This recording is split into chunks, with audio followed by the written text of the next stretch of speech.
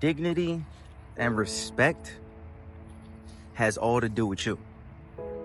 The fact that you got the power to project that, the power to let it shine within you, the power to always do what's right, the power to let it show through your actions and words. That's the dignity.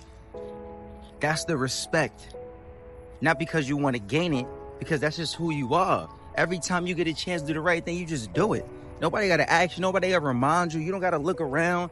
The other day, I was in a grocery store, and I was in Aldi's, and you know, in Aldi's, they don't give you, you know, no bags and stuff like that. So I usually grab a box from the shelf, and I put my groceries in there and leave out with that. I grabbed the box, and I seen like something like a umbrella in there. And then it was like something else that was black. So I grabbed it, and it was a wallet. I opened up the wallet.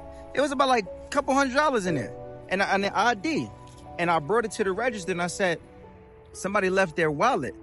And some lady turned around and said, wow, that was so kind of you to do that.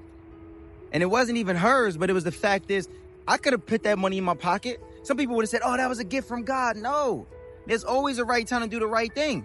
And at that point, I think I was a little short of some money, but I was like, nah, somebody out there really needs this, and I know they'll be glad to have their wallet back with all of their money in it and everything. It's always good to do the right thing. That's dignity and respect. Every time you have a chance to do the right thing, do it, because it's right to do.